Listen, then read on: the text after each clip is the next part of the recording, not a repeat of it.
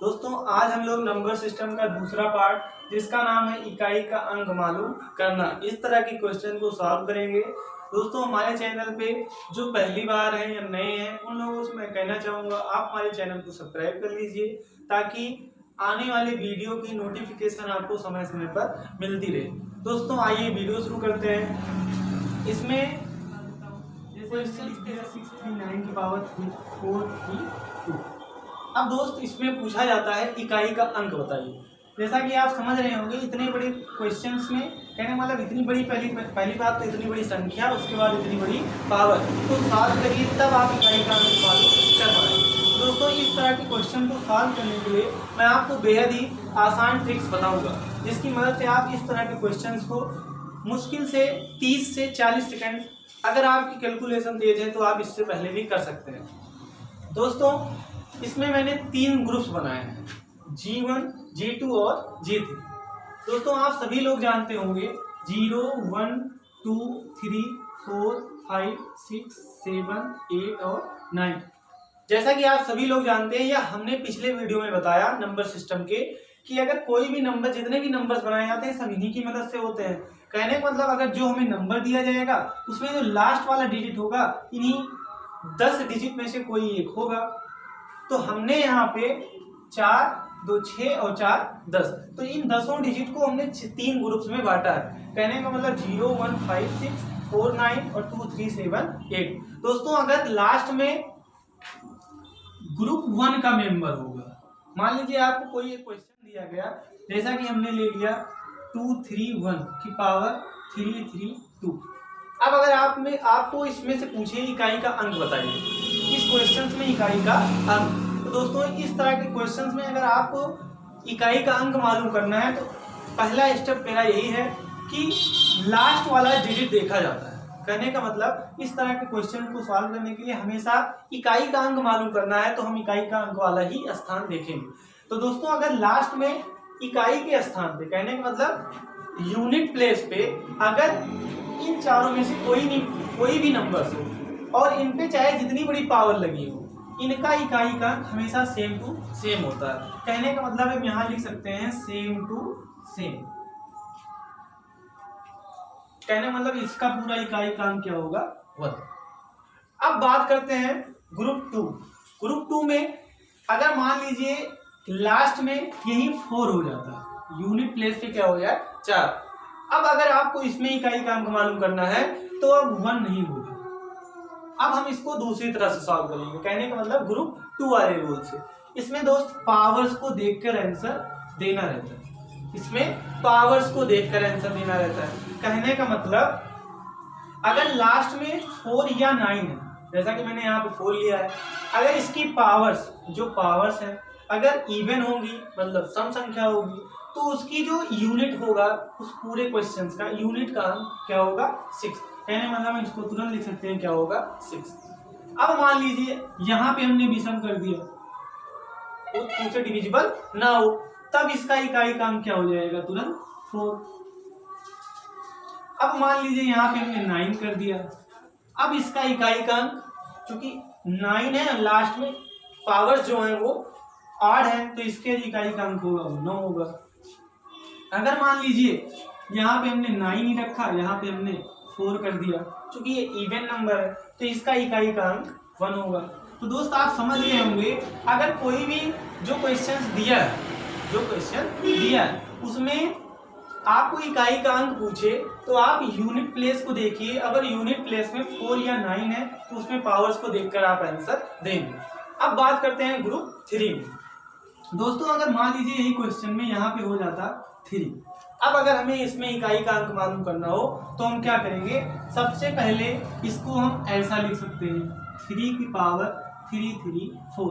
कहने का मतलब अभी हमने बताया अगर आपको इकाई का अंक मालूम करना है तो इकाई का अंक वाला ही ध्यान देंगे। अब दोस्त यहाँ पे देखिए हमने लिखा है 4 से डिवाइड। कहने का मतलब जो इसमें, इसको यहाँ लिख देते हैं पावर्स, इसको पावर, क्वेश्चन में जो पावर दी जाएगी, कहने मतलब इसको हम इससे डिवाइड करेंगे 4। आइए इसको डिवाइड करते हैं 3, 3, 4। 334 को जब 4 से डिवाइड करेंगे, 4 8 जा 32, यहाँ 1 है, यहाँ 4 है, यहाँ 3 है, यहाँ 12 है, यहाँ 2। दोस्त यहाँ पे रिमाइंडर कितना बचा? 2। तो आपको अगर रिमाइंडर मिलता है, अगर इस तरह के क्वेश्चंस में आपको रिमाइंडर मिलता है, तो आप जो यहाँ पे उपस्थित हो, कहने मतलब यहाँ पे 3 है तो आप 3 की पावर वही रिमाइंडर लगा दीजिए। कहने मतलब इसको हम लिख देंगे 3 की पावर 2। अब जो आएगा 3 3 जा 9, तो हमारा इस क्वेश्चन का इकाई का अंक क्या होगा? 9। आप समझ गए होंगे। अगर इस तरह के क्वेश्चंस में जो क्वेश्चन रहता है, कहने का मतलब 2 3 7 या 8, इसमें से कोई एक रहेगा। अब आप क्या करेंगे? सबसे पहले पावर्स को 4 से डिवाइड करेंगे। पावर्स को 4 से डिवाइड करने के बाद अगर रिमाइंडर बचता है तो यूनिट प्लेस वाले डिजिट पर वही रिमाइंडर को चढ़ाएंगे। उसको सॉल्व करने पे उसका जो ये डिजिट का अंक होगा, कहने का मतलब यूनिट डिजिट का अंक होगा, यूनिट डिजिट होगा, वही हमारा उस दिए गए क्वेश्चंस का इकाई का अंक होगा।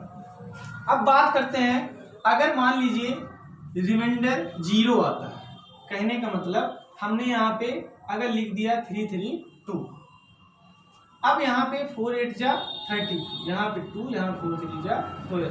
दोस्तों आप समझ रहे होंगे यहाँ पे रिमाइंडर क्या बचा? 0। तो हमने क्या लिया था?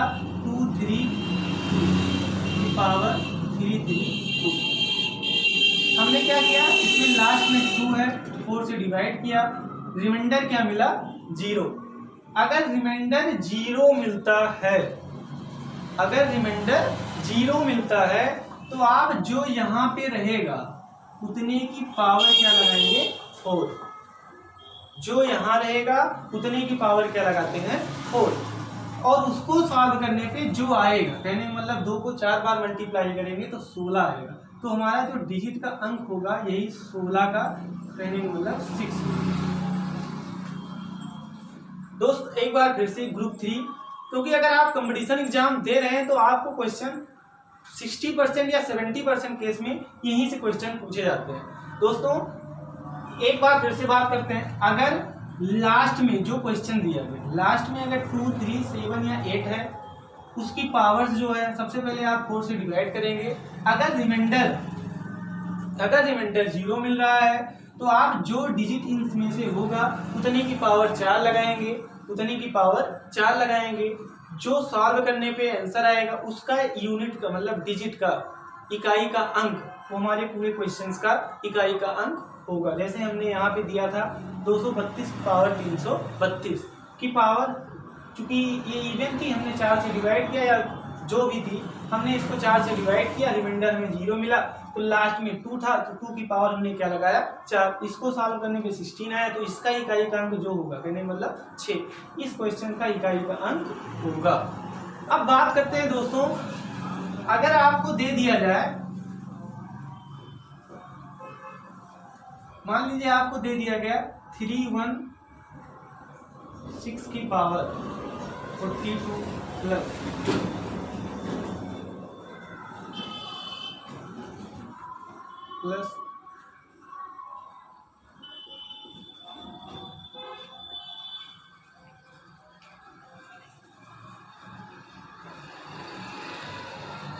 अब मान लीजिए इसमें आपको इकाई का अंक पूछता है, इसमें पूछता है इकाई का अंक मतलब यूनिट डिजिट, इस तरह के क्वेश्चन। तो दोस्तों जो इकाई का अंक मैंने अलग अलग सभी रूल के लिए बताया, इसके लिए बताया, इसके लिए बताया, इसके मतलब आपको एक अलग क्वेश्चंस के लिए बताया। तो यहाँ पे एक तरह से कहा जाए तो जितने भी ये और ये सब योगफल के रूप में, मतलब इनके सम का हमें इकाई का अंक बताना है। तो दोस्तों इस तरह के क्वेश्चंस को सॉल्व करने के लिए आप इसका इकाई का अंक मालूम कीजिए, इसका मालूम कीजिए, इसका मालूम कीजिए और सबको जोड़ दीजिए, फिर जो आंसर आएगा उसका यूनिट डिजिट इस पूरे क्वेश्चन का इकाई का अंक होगा। कहने का मतलब अगर हमें इसका इकाई का अंक मालूम करना हो तो अभी हमने बताया था अगर लास्ट में 6 होगा तो इसका सेम टू सेम होगा, तो इसका 6 होगा। इसका 3 की पावर 24 है, तो 3 की पावर 24 हमने कहा था अगर लास्ट में 2 3 7 और 8 होगा तो हम उसको किससे डिवाइड करेंगे?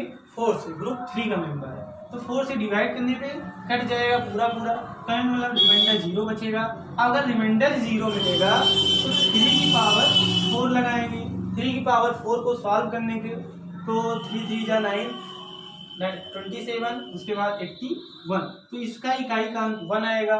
तो कहने मतलब इतने पूरे का इकाई का अंक 1 होगा। इसके बाद इसके देखते हैं 4 है और 4 हमने कहा था 4 होगा या 9 होगा, तो वो ग्रुप 2 का मेंबर होगा। और ग्रुप 2 में क्या देखकर आंसर देते हैं, पावर्स को देखकर आंसर देते हैं। कहने मतलब यहाँ पे 4 है तो 4 की पावर देखेंगे, अगर ये इवन होगा या ऑड होगा तो उसके अनुसार इसका आंसर होगा। कहने मतलब 4 की पावर यहाँ पे क्या है, इवन है, 4 है इसकी पावर इवन है, तो इसका इकाई का अंक 6 होगा। अब इन सबको जोड़ लें तो इसका जो इकाई का अंक होगा, इस पूरे वाले का इकाई का अंक क्या होगा, 3। मतलब इन सब का इकाई का अंक 3 होगा। दोस्त हमने यहाँ पे बताया सम के लिए ये मल्टीप्लिकेशन के लिए भी रूल फॉलो होता है, सब्ट्रैक्शन के लिए भी यही रूल फॉलो होगा। Thank you. अगर आपको कहीं भी कोई दिक्कत हो कमेंट में ज़रूर लिखें, अपने दोस्तों के साथ शेयर कीजिए और लाइक कीजिए।